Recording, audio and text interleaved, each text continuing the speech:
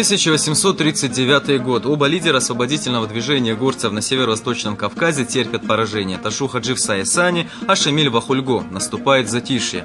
Александр Пулла, уже повышенный в чине и должности, генерал-майор, начальник левого фланга, в 1840 году писал военному министру Чернышову в своей докладной записке: «Конец 1839 года был эпохой самого цветущего положения Чечни.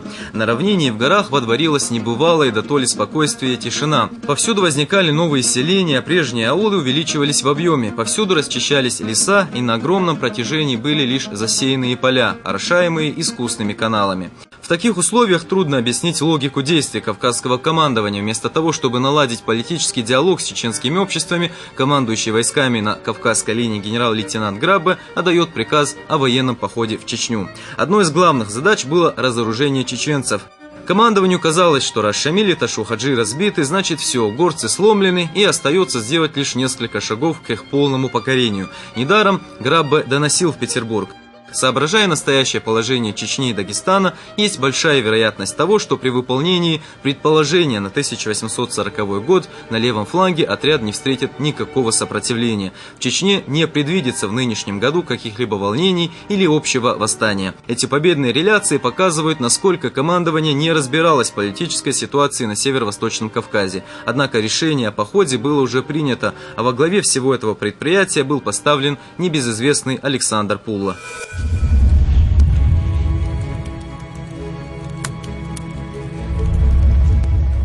С декабря 1839 года по январь 1840 генерал Пулла во главе отряда численностью в несколько тысяч человек при 10 орудиях прошел всю плоскостную Чечню с запада на восток, не встречая нигде никакого сопротивления. Чеченцы были вынуждены выдать большое количество оружия, денег и поголовья скота. Два селения, Казбек-Юрт и Баташ-Юрт, находившиеся в Восточной Чечне на речке Мычик, были сравнены с землей, как докладывалось, за незначительную перестрелку.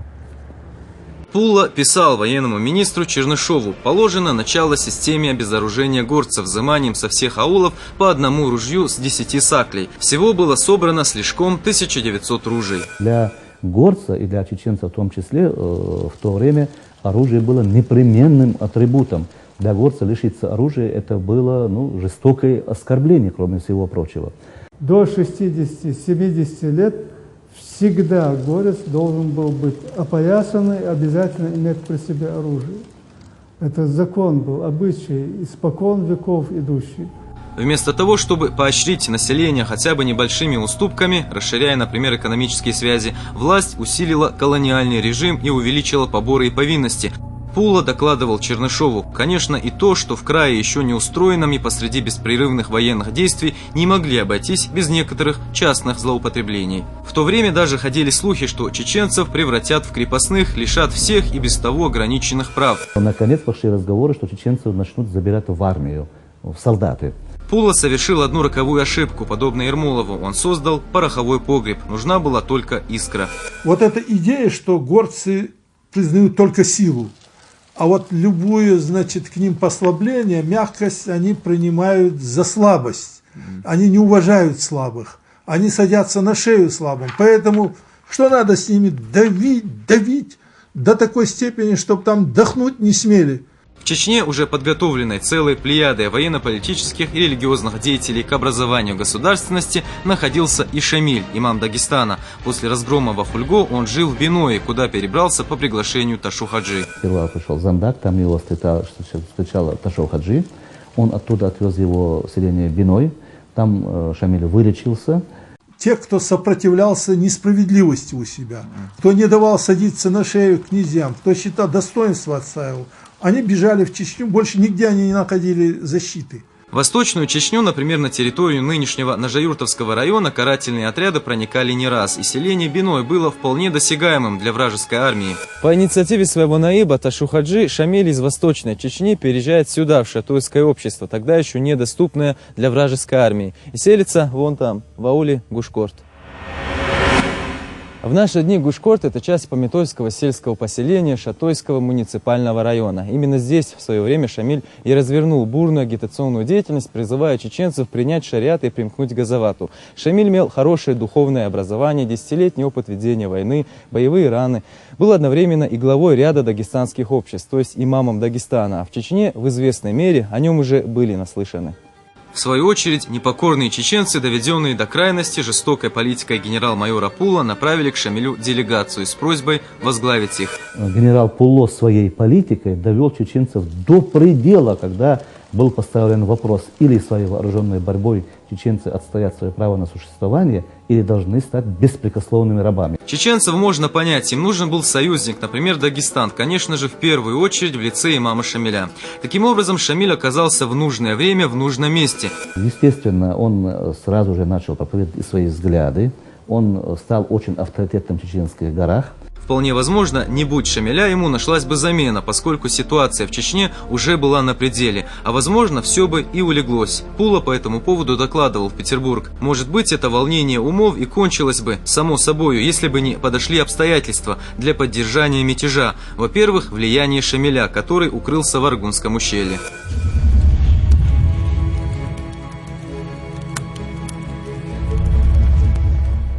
На Всенародном съезде, состоявшемся здесь, в Урус-Мартане, с 7 по 8 марта 1840 года, Шамиль официально был избран имамом. Таким образом, он стал имамом Чечни и Дагестана. Здесь же и было принято решение о всеобщем вооруженном выступлении.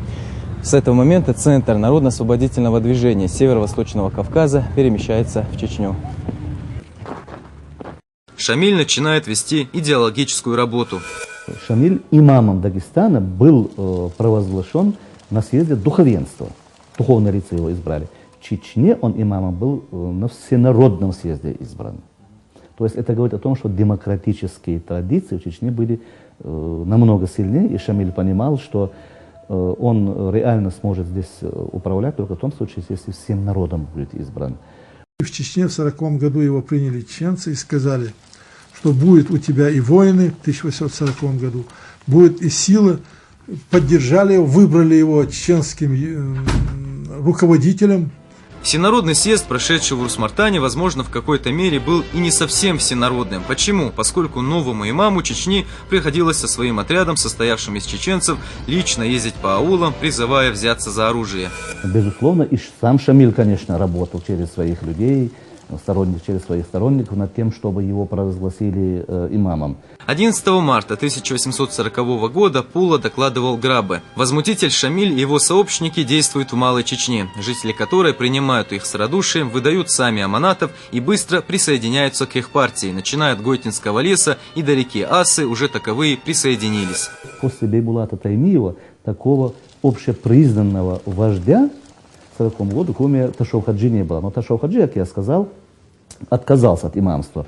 Шамиль, согласно донесениям, объезжал и аулы Большой Чечни – Герменчук, Автуры, Майртуб, Келдыген и другие. Он также посещает селения качкалыковских и ауховских чеченцев и направляется далее к дагестанцам, в частности, в аварские общества. Именно с присоединением Чечни разбитый Шамиль, как птица Феникс, опираясь на Чечню, возродился. Нередко Шамиль действовал по принципу «кто не с нами, тот против нас». От покорившихся обществ берутся аманаты. Все то же самое Шамиль делает и в Дагестане. Стоит вспомнить действия Гази Мухаммеда и Гамзатбека, когда противостояния доходили до того, что аварцы шли против аварцев, например, во время похода на Хунзах. А теперь и в Чечне нередко чеченцы действовали против соплеменников. Нейтралитет при Шамиле не был в почете. Генерал-лейтенант Галафеев в апреле 1840 года докладывал Грабе. Насилие, пожары и грабежи, его, Шамиля, шайками совершаемые, служат некоторым образом жестоким уроком, привлекшим его к себе чеченцам. Уже некоторые из них начинают приходить в рассудок и, оставляя Шамиля, укрываются от преследования его в лесах, что мне сообщено двумя чеченцами, братьями Даутовыми. Однако и насилие командования, с другой стороны, заставляло чеченцев браться за оружие. Например, недавние карательные походы Пула играют Шамилю на руку. Раз нельзя было ужиться с кавказским командованием, то приходилось против него воевать. В общем, Чечня и Дагестан, как и всегда, представляли собой через полосицу покорных и непокорных то России, то имамату аулов и обществ. Их переход на ту или иную сторону зависел от отношения к ним кавказского командования с одной стороны и имамата с другой. После признания Шамиля имамам Чечни и Дагестана, натеречные чеченцы поняли, что они в открытой местности не смогут оказать сопротивление царским войскам, что это движение может перекинуться на них, и они все равно будут наказаны.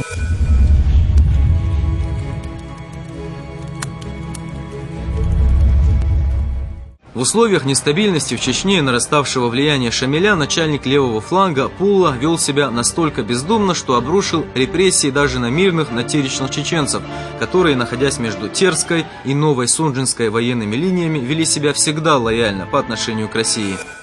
Именно Пулла своими репрессиями и непосильными повинностями довел натеречных чеченцев до крайности. В конце июня 1840 года большая их часть покинула свои аулы, перешла Сунжу и примкнула к непокорным чеченцам. Таким образом, вся Чечня была охвачена восстанием. Вопреки прогнозам генерала Граба, который доносил в Петербург, что происшествий на левом фланге в 1840 году не будет. А Пулла, виновник всего этого беспорядка, был отправлен в отставку. Александр Пулла в свое время полагал, что водворит спокойствие на левом фланге к 1845 году, но просчитался почти на 15 лет. Командование спохватилось тушить бушующий пожар. Наместник Кавказа Головин приказывает принять решительные меры, чтобы восстановить в Чечне спокойствие. Для местного начальства решительные меры означали только одно – применение военной силы. С июня по июль 1840 года отряд под командованием генерала Голофеева колесил по всей Чечне. Горцы не принимали решительного боя и уходили в леса и горы, а царская армия, в свою очередь, жгла непокорные аулы и посевы, убивала попадавшихся в руки, не считаясь ни с полом, ни с возрастом. И все уничтожается, сжигается. То, что не могут увести, разграбить, сжигается. И так ни день, ни два, десятилетия. 11 июля 1840 года в Гихинском лесу на речке Валерик произошло сражение. Военный историк Юров писал по этому поводу: если лесной бой вообще принадлежит к числу труднейших операций на войне, то картина боя в вековом чеченском лесу поистине ужасна. Уже давно нет тех вековых чеченских лесов на равнине, а на месте Гихинского леса поля госхозов. По сей день нет единого мнения о том, какая из сторон одержала верх. Говорят, что чеченцы потеряли убитыми несколько сотен человек, однако точных данных нет. Зато известно, что в отряде Голофеева было убито 29 офицеров и 316 солдат. Для сравнения, за весь год до этого боя потери царских войск в Чечне составили чуть более 400 человек. Собственно, вот и она, известная на всю страну речка Валерик.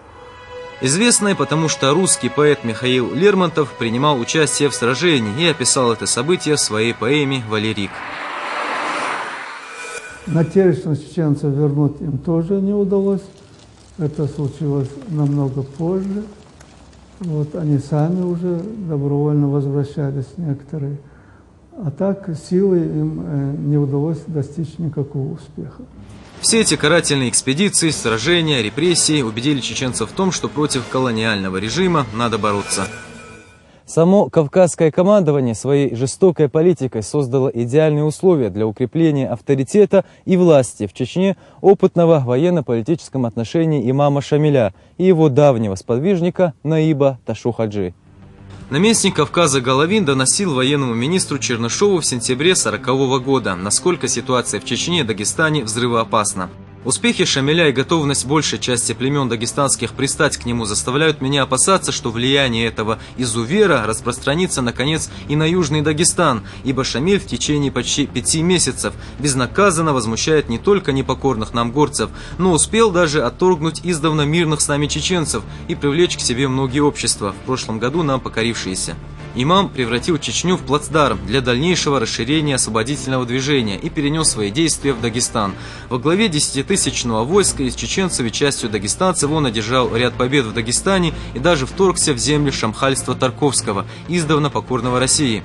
Однако развивать этот успех он не стал. Распустив ополчение, он вернулся в Чечню. Есть мнение, что главной причиной здесь явились разногласия имама с Ташу-Хаджи. Это вопросы тактики ведения борьбы и распределения военной добычи. Ташу-Хаджи был также также против политики Шамиля по переселению в Чечню дагестанских мухаджиров, иными словами беженцев. Их надо было наделять землей, которых в горных и предгорных районах Чечни и без того не хватало. В результате этих разногласий Ташу Хаджи ушел со своим отрядом из Дагестана, а Шамиль сместил его с должности наиба.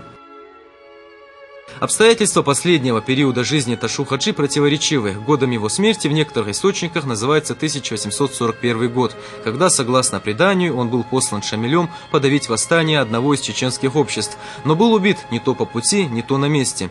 Раз он исполнял приказ Шамиля, значит, со временем они все-таки нашли общий язык. Согласно другим данным, Ташу Хаджи упоминается в мае 1843 года. Иными словами, точной даты его смерти нет. Сомнения не вызывает только то, что он так и погиб, не изменив своим принципам, мюридизму и газавату. Один из наших вирдов, это самый суфийских вирдов, носит имя Ташу Хаджи Сайсановского. То есть его влияние как раз на духовную, культурную жизнь, религиозно-политическую жизнь Чечни и вот граничащей с Восточной Чечней территории Дагестана, оно было значительно. В целом, 1840 год был исключительно успешным для горцев. Шамиль занял несколько селений на Кумыкской плоскости, а в горах Дагестана его власть вновь признали ряд аварских и других обществ. 1840-е годы историки назовут блистательной эпохой Шамиля. И в это время происходят как раз удары Шамиля, когда берутся крепости царские. Большая часть историков считает, что наиболее организованной и наиболее упорной силой в Кавказской войне были чеченцы. Осенью 1840 года, с сентября по октябрь, сначала отряды Галафеева, потом и Грабы уничтожали по всей плоскости Чечни один аул за другим. Вновь были разорены Шали, Герменчук, Гихим, Иртуб и многие другие селения и хутора. Как и всегда, в таких случаях командование посчитало, что с вооруженным выступлением в Чечне покончено.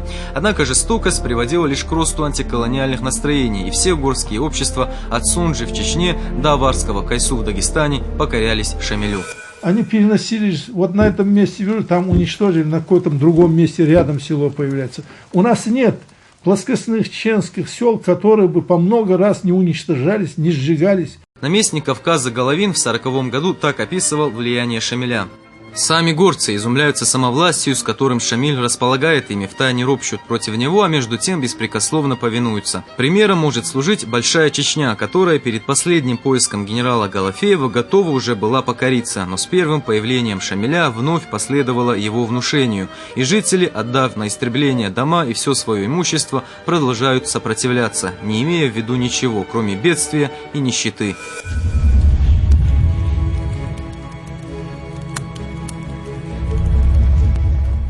Именно здесь, в Чечне, происходит окончательное оформление государства Шамиля, имамата, основанного на принципах и идеях мюридизма. По сути, имамат был первой удачной попыткой объединения горцев северо-восточного Кавказа в одном государстве. Имамат был разделен на районы, наибства, число и площадь которых менялись в зависимости от увеличения или уменьшения подвластной территории. В разное время их количество колебалось от 30 до 50.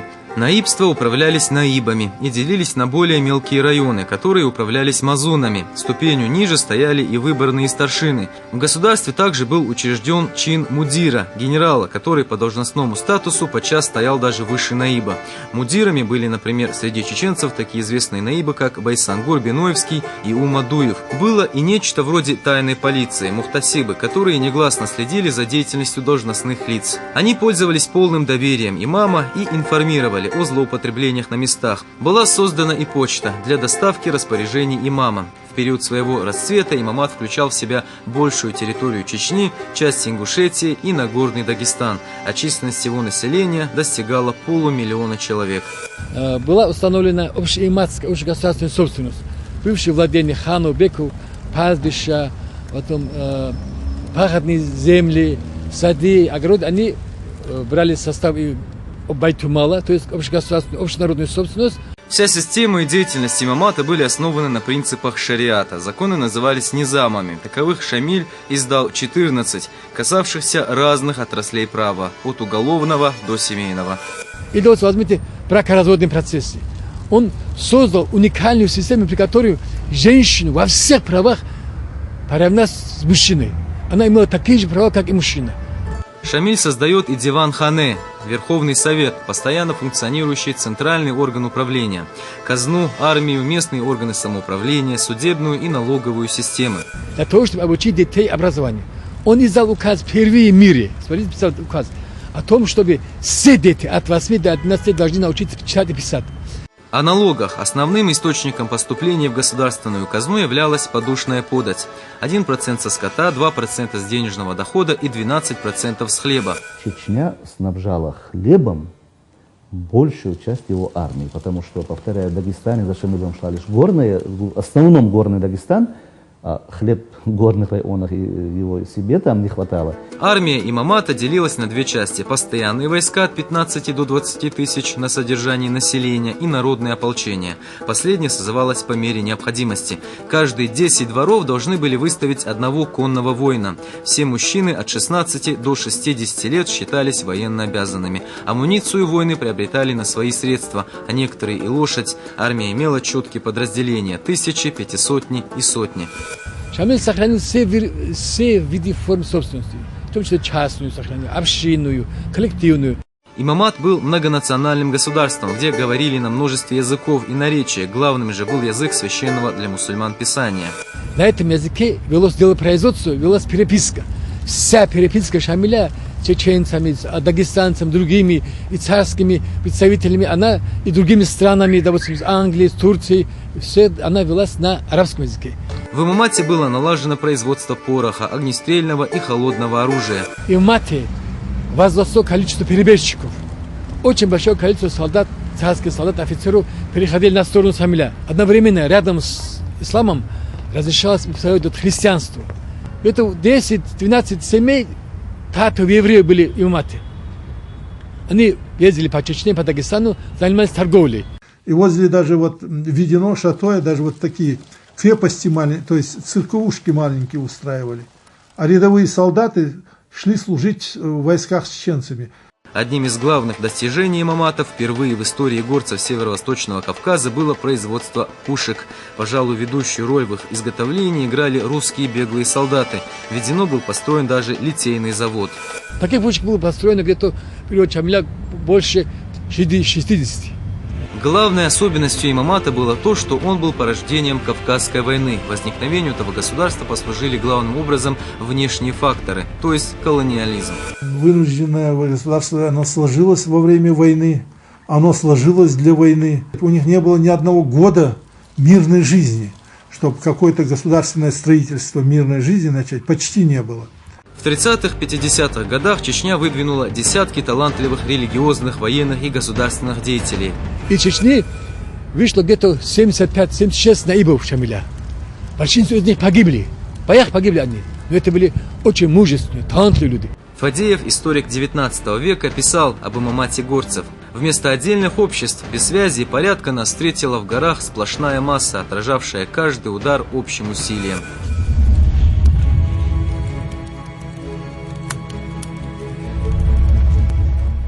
Наконец, о столице. Еще до провозглашения имамом Чечни резиденцией имама в Дагестане были аулы Гимры, Ахульго. Первой же столицей объединенного имамата стало чеченское селение Дарго. Ныне это территория Веденского района. По словам местных жителей, именно на этом участке находилась резиденция Шамиля, когда Дарго являлся столицей имамата в период с 1840 по 1845 годы. Со временем участок стал уже частной собственностью. В наши дни здесь находится дом, построенный еще до депортации 1944 года. Дом интересен тем, что построен он чисто в чеченском духе. Продолговатое жилище, где комнаты изолированы друг от друга.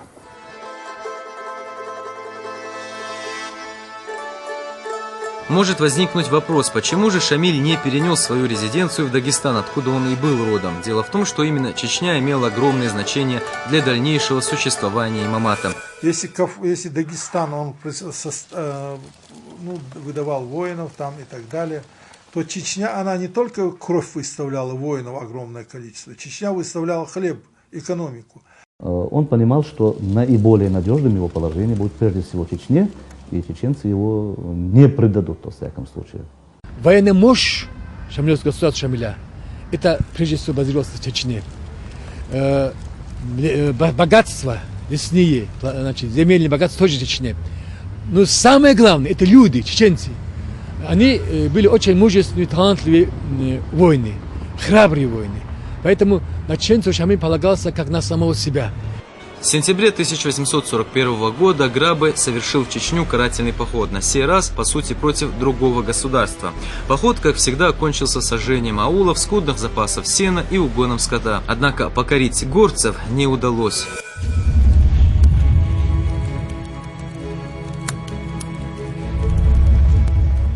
Постоянными союзниками чеченцев в борьбе были андийцы. Совместно они сражались еще под предводительством Ташу-Хаджи. Командование и решило одновременно разгромить Ичкерию, юго-восточную горную часть Чечни, и приграничную Андию. Для этой цели Грабе собрал огромный для того времени и места отряд – 10 тысяч штыков. В конце мая 1942 года он начал наступление на Ичкерию, называемую по-чеченски Нохчмох.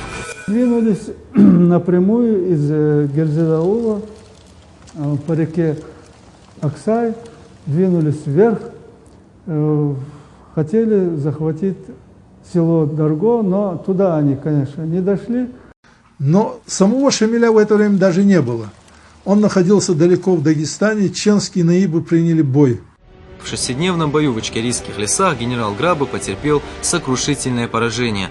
По официальным данным, отряд потерял 2000 человек убитыми и ранеными. Поражение Грабе было крайне болезненно воспринято в Петербурге. Приказом военного министра Чернышова были отстранены командующий войсками на Кавказской линии Грабе и командующий отдельным Кавказским корпусом, то есть наместник Кавказа Головин. На должность последнего был назначен генерал Александр Нейтгард, бывший московский генерал-губернатор, совершенно незнакомый с Кавказом. Ему предписывалось придерживаться оборонительной тактики и воздерживаться от карательных походов вглубь Чечни и Дагестана. Это свидетельствовало о растерянности официального Петербурга. В Петербурге не хотели понимать особенностей Кавказской войны. Горцы, как правило, не шли на генеральные сражения. Они отступали в леса и горы, а война быстро возобновлялась. Столицей же с тем же успехом можно было объявить какой угодно аул. Ведь речь шла не о крупных и даже не о малых городах, а о населенных пунктах, численность жителей которых достигала в лучшем случае 2-3 тысячи человек. Правительство считало, что так же, как в европейских сражениях, баталиях, с захватом резиденции или столицы движение прекращается. Такое на Кавказе не происходит. 1842-43 годы – время крупных успехов Шамиля. Весной 1942 года он занимает Казикумухское ханство в Дагестане, правда, укрепиться там он не сможет и отступает. Известно письмо Шамиля, адресованное чеченцам по поводу взятия Казикумуха. Храброму чеченскому народу мир и благословение Божье. Город Казикумух – мать всех селений. Я взял с помощью Божьей без большого труда 500 пленных, неверных и наших отступников. Казна ханская и несметные ее сокровища – самые драгоценные суть трофеи моей победы. Все ханство Казикумухское и ближайшее общество до самого Дербента покорились моей власти без сопротивления. Все здесь сказанное так верно, как ваш язык, коим вы говорите. Пик военных побед, горцев и максимального расширения территории Имамата приходится на 43-й год. Шамиль наносит поражение царским войскам под Унцукулем в Дагестане и селением Харачой в Чечне. К концу лета того же года имам захватил в Дагестане 12 укреплений. В Чечне же в трудном положении оказалась и Сунжинская линия. Шамиль причем так наносит удары одновременно. Где-то в Дагестане и в это же время где-то в Чечне. Только за вторую половину 43-го года царские войска потеряли в Имамате 2500 солдат. Успехи горцев привели к тому, что Петербург решился вернуться к тактике массированных ударов экспедициям вглубь территории Имамата для захвата главных опорных пунктов противника. За 2 года командование не смогло выработать ничего нового в тактике ведения войны против горцев. Известно обращение наместника Кавказа Нейтгарта к горцам весной 44-го года. Народы Дагестана и Чечни, объявляю вам, что войска сии назначены отнюдь не для истребления магометанской веры и разорения народа, как вас ложно уверяют, но для наказания Шамиля и поборников этого наглого обманщика. Нынешний год должен решить вашу участь, она зависит от вас, избирайте. Однако 44-й год решил участь не горцев, а Нейтгарта. Он был отправлен в отставку, а его место занял генерал-фельдмаршал Воронцов, фаворит императора. Воронцов был наделен беспрецедентными полномочиями. Многие вопросы он мог решать без согласования с императором. Однако главное пожелание последнего было, цитата, «проникнуть в горы, рассеять скопища Шамиля, утвердиться в горах». Выполняя распоряжение императора, Воронцов начал готовить поход на Дарго.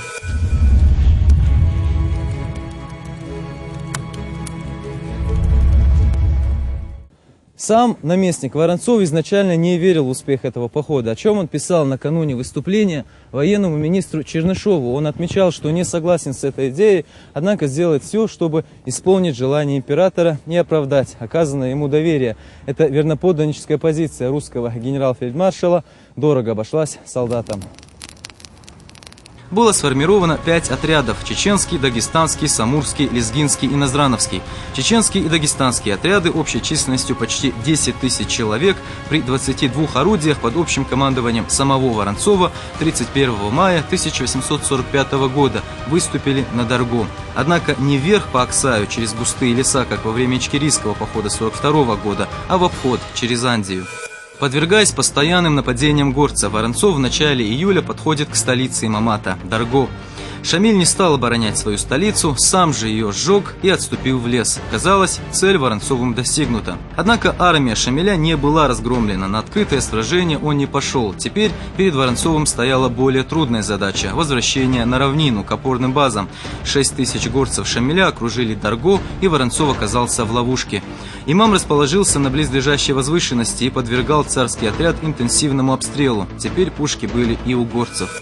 Все источники того времени в один голос утверждают, что это было в начале июля, летом это было, и что пошел снег в горах. Небывалый случай в истории вообще Кавказа. Инициатива была полностью в руках имама. Летучие отряды конных горцев постоянно беспокоили неприятеля, нанося то здесь, то там ощутимые удары, принимая только короткие бои, и также стремительно исчезали. Очень скоро царский отряд начал испытывать нужду в провианте, фураже. Было также очень много раненых, больных и убитых. Воронцов дожидался обоза с продовольствием и боеприпасами, идущего через земли андийцев. Наместник послал навстречу ему еще один отряд из Дарго, таким образом ослабив свой гарнизон. Это и стало роковой ошибкой. Горцы устроили на пути следования войск засаду и почти полностью истребили их. Российский отряд потерял 1300 человек убитыми. Весь обоз был захвачен Шамилем. Эта экспедиция, а в целом и поход 45 года, получила название Сухарной. Сухарная, потому что вся еда кончилась. Последние сухари тоже доели. Это большой удар был. Оставаться в Дарго Воронцов более не мог. В этих условиях он решил пробиваться напрямую к Герзель-Аулу по реке Аксай через пресловутые ичкерийские дремучие леса. 13 июля он выступил из резиденции Шамиля, постоянно подвергаясь атакам. Условия были тяжелые: голод, раненые, убитые, больные – все были в полном изнеможении. Несколько боев при отступлении Воронцова произошло и на территории нынешнего Нажаюртовского района. От полного уничтожения отряд Воронцова был спасен генералом Фрейтагом, который пришел ему на помощь. Он 19 июля прорвал кольцо окружения и вывел остатки отрядов. Сухарная экспедиция завершилась. Только прибытие генерала помощи из Герзель-Аула спасло его от неминуемой гибели. Даргинская или Сухарная экспедиция закончилась полной катастрофой для командования. За 6 недель похода царский отряд потерял 3500 человек убитыми и ранеными. Историк Блиев приводит другие данные: 3600 человек убитыми и около 3000 человек ранеными. Огромными оказались и материальные потери. Даргинская операция стала самой крупной победой Шамиля за весь период возглавленного им народно-освободительного движения горцев. В Петербурге поражение предпочли не заметить, ведь поход был совершен по настоянию царя.